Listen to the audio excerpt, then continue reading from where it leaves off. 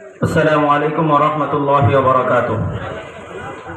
نحمده ونصلي على رسوله الكريم أما بعد فأعوذ بالله من الشيطان الرجيم بسم الله الرحمن الرحيم واعتصموا بحبل الله جميعا ولا تفرقوا صدق الله مولانا العظيم قال رسول الله صلى الله عليه وسلم من رأى منكم منكرا فليغيره في يده فإن لم يستطع فبلسانه وإن لم يستطع فبقلبه وذلك أضعف الإيمان أو كما قال عليه الصلاة والسلام. আমরা সবাই দুরূদ শরীফ পড়ি। আল্লাহুম্মা সাল্লি আলা সাইয়্যিদিনা ওয়া নাবিয়িনা ওয়া শাফি'িনা ওয়া হাবিবানা মাওলানা মুহাম্মদ সাল্লাল্লাহু আলাইহি ওয়া আলা আলিহি ওয়া আসহাবিহি ওয়া বারাকা ওয়া সাল্লাম। আলহামদুলিল্লাহ, ইসলামী আন্দোলন বাংলাদেশ ভোলা জেলা উত্তরের আওতাধীন বোরহানুদ্দিন উপজেলা শাখার আজকের এই ভোলার গ্যাস, ভোলায় চাই, ভোলার বিদ্যুৎ লোডশেডিং মুক্ত চাই, ভারতীয় পানি আগ্রাসন পিআর পদ্ধতিতে জাতীয় নির্বাচনের দাবিতে আজকের এই গণসমাবেশের মুহতারাম সভাপতি, ইসলামী আন্দোলন বাংলাদেশ বোরহানুদ্দিন উপজেলা শাখার মুহতারাম সভাপতি মাওলানা ইসমাইল হোসাইন গাজী সাহেব, উপস্থিত আজকের গণসমাবেশের মুহতারাম প্রধান অতিথি জাতীয় উলামা মাশায়েখ আইম্মা পরিষদ ভোলা জেলা উত্তর শাখার মুহতারাম সভাপতি দ্বীপ জেলা ভোলার রত্ন আল্লামা মুফতি ইয়াসিন নবীপুরী। আজকের এই সমাবেশে প্রধান বক্তার বক্তব্য রাখবেন ইসলামী আন্দোলন বাংলাদেশ ভোলা জেলা উত্তর শাখার মুহতারাম জয়েন্ট সেক্রেটারি আমার সহযোদ্ধা জনাব হযরত মাওলানা মুফতি আব্দুল মুমিন, উপস্থিত ইসলামী যুব আন্দোলন ভোলা জেলার সভাপতি এবং ছাত্র আন্দোলন জেলা সভাপতি সহ নেতৃবৃন্দ, সামনে উপবিষ্ট বোরহানুদ্দিন উপজেলার আপামর জনতা, সবাইকে ইসলামী আন্দোলন বাংলাদেশ ভোলা জেলা উত্তর শাখার পক্ষ থেকে আন্তরিকভাবে মোবারকবাদ জানাচ্ছি। সময় স্বল্পতার কারণে বক্তব্য লম্বা চূড়া করার কোনো সুযোগ নেই। সংগ্রামী বন্ধুগণ, আজকে আমার বাংলাদেশ দ্বিতীয়বার স্বাধীন হয়েছে। এই ক্ষেত্রে আমরা মোটামুটি ভালো আছি, বলি না আলহামদুলিল্লাহ। সংগ্রামী বন্ধুগণ, পিছনের ইতিহাসের দিকে আমি 2-3 মিনিটের মধ্যেই পিছনের ইতিহাস টেনে আমার বক্তব্য শেষ করতে চাই। সংগ্রামী বন্ধুগণ, আমার এই বাংলাদেশ এক সময় বাংলাদেশ ছিল না। পূর্ব পাকিস্তান, পশ্চিম পাকিস্তানে বাংলাদেশ বিভক্ত ছিল। দীর্ঘ আন্দোলন এবং সংগ্রামের পরে আমরা ব্রিটিশদের থেকে এই দেশকে মুক্ত করার জন্য আমরা আন্দোলন এবং সংগ্রাম করেছি, আমরা ব্রিটিশ মুক্ত করেছি। কিন্তু 71-এ পাকিস্তানি হানাদার বাহিনীর অত্যাচার এবং নির্যাতনের থেকে বাঁচার জন্য 1971 সালে আমরা মুক্তিযুদ্ধ কায়েম করেছি। আমাদের উদ্দেশ্য ছিল সাম্য, মানবিক মর্যাদা এবং সামাজিক ন্যায় বিচার প্রতিষ্ঠা হবে। বাংলার মানুষ মোটা চালের ভাত খাবেন, মোটা কাপড় পরবেন, যার যার ধর্ম স্বাধীনভাবে পালন করবে। কথা ঠিক কিনা বন্ধুগণ?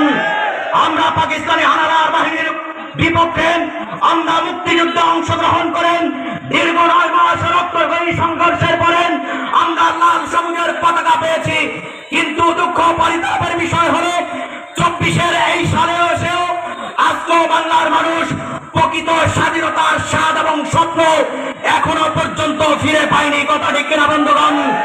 সংগ্রামী বন্ধুগণ, আমরা শান্তি এবং মুক্তির জন্য আমরা এই দেশে অনেক দলকে, আমরা অনেক নেতাকে আমরা দেখেছি, আমরা অনেক নেতা দেখেছি।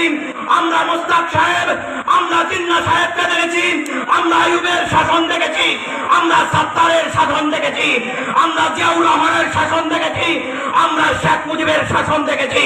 না, এই বাংলার মানুষ পুরুষের মাধ্যমে তারা বাংলার মানুষের মুক্তি দিতে পারে নাই বিদায় আমরা নারীদের হাতে ক্ষমতা দিয়েছি।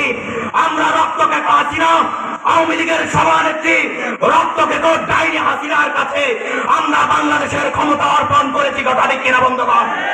আমরা বেগম খালেদা জিয়ার হাতেও ক্ষমতা দিয়ে রেখেছি। না, বাংলার মানুষ শান্তি এবং মুক্তি পায়নি।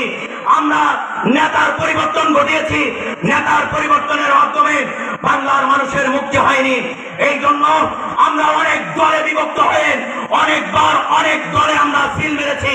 আমরা নেজামি ইসলাম পার্টি দেখেছি, আওয়ামী মুসলিম লীগ দেখেছি, আমরা আওয়ামী লীগ দেখেছি, আমরা বিএনপি দেখেছি, জাতীয় পার্টি, জাসদ, বাসদ, অনেক দল এবং নেতা বাংলার মানুষ দেখেছে।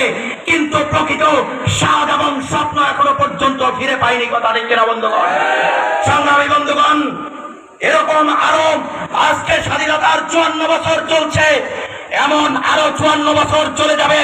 বাংলার মানুষ শান্তি এবং মুক্তি পাবে না যতক্ষণ পর্যন্ত ইসলামকে রাষ্ট্রীয় ক্ষমতার পর্যন্ত না নেওয়া হবে। কথা ঠিক কিনা বন্ধুরা? বন্ধুগণ, এরপরে 2024-এ এসে আমরা বৈষম্য বিরোধী ছাত্র আন্দোলনের মাধ্যমে দীর্ঘ 16 বছরের রক্তকাটা হাসিনা ডাইনি হাসিনার থেকে বাংলার মানুষকে মুক্ত করার জন্য 5ই আগস্ট লড়াইয়ের মাধ্যমে আমরা বিজয় অর্জন করেছি। কথা ঠিক কিনা বন্ধুগণ? কিন্তু বিজয়ের পরে আমরা কি দেখলাম? 5 তারিখের পরে অদ্যবধি পর্যন্ত বাংলাদেশের প্রত্যেক সেক্টরে আরেক নতুন জালেমদের আবির্ভাব হয়েছে। আজকে ঘাট দখল, বাজার দখল, ইউনিয়ন পরিষদ দখল, হাট বাজার দখল সহ মানুষের দোকান দখল, বাড়িঘর দখল সহ সকল দখলদারিতে আজকে তারা মত্ত হয়ে উঠেছে। কথা ঠিক কিনা বন্ধুগণ? আজকে এই সমাবেশ থেকে স্পষ্ট ভাষায় বলতে চাই, যদি রক্তকাটা হাসিনাকে আমরা 1 মাসের মোকাবেলায় বিদায় দিতে পারি, তাহলে আপনাদের মতো চুলোপুটিদেরকে বাংলার মানুষ বিদায় করতে বেশি দিন সময় লাগবে না। কথা ঠিক কিনা বন্ধুগণ? সংগ্রামী বন্ধুগণ, সাথে সাথে আমরা বাংলার মানুষকে বলতে চাই, আমরা পিছনের ইতিহাস বলে যাই। আওয়ামী লীগের কুকীর্তির কথা তো আমরা সবাই জানি, কিন্তু বিগত দিনে যারা রাষ্ট্রীয় ক্ষমতায় ছিল, আজকে গণভবনের ইতিহাস জানি, কিন্তু বাংলার মানুষ আগামী পিছনের দিনে হাওয়া ভবনের ইতিহাসও জানে। কথা ঠিক কিনা বন্ধুগণ? হাওয়া ভবনের ইতিহাস জানেন। অতএব দ্বিতীয়বার বাংলাদেশকে পরিস্থিতি করার চেষ্টা করলে আমরা কাউকে ক্ষমা করব না।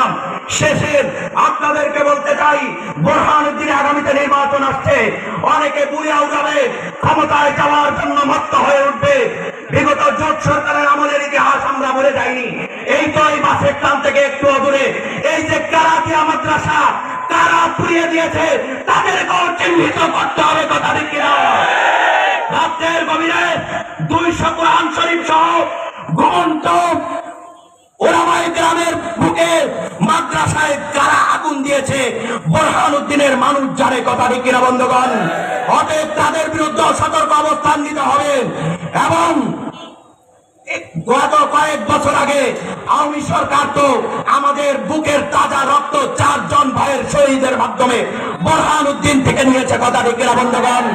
অতএব সবার থেকে সতর্ক অবস্থান হয়ে আগামী দিনে ইসলামকে ক্ষমতায় নেওয়ার জন্য আমরা ইনশাআল্লাহ দলমত ভুলে ইসলামকে এস্টাবলিশ করার জন্য হাত পাখা সহ ওলামায়ে কেরামের পক্ষে থাকতে রাজি আছি। কারা কারা? আল্লাহু আকবার, আল্লাহু আকবার।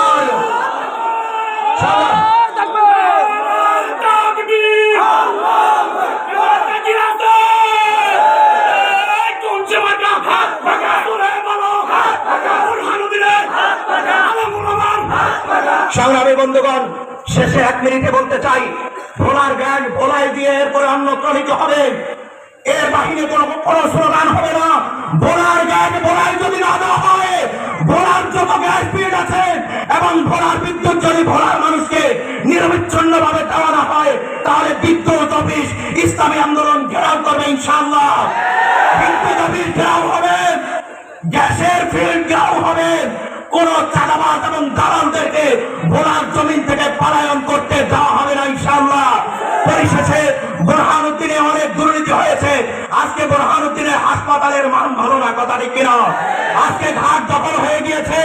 আজকে বোরহানুদ্দিনের প্রত্যেকটা প্রশাসন এখনো পর্যন্ত দুর্নীতিমুক্ত হয় নাই। এখান থেকে ঘোষণা করতে চাই, বোরহানুদ্দিনের প্রত্যেকটা সরকারি অফিসকে দুর্নীতিমুক্ত ঘোষণা করতে হবে।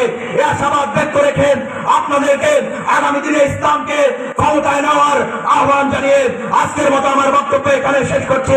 নাসরুম মিনাল্লাহি ওয়া ফাতহুন করিব ওয়া বাশশিরিল মুমিনিন। কথা হবে স্লোগানে, দেখা হবে আবারও কোনোদিন কোনো রাজপথে ইনশাআল্লাহ।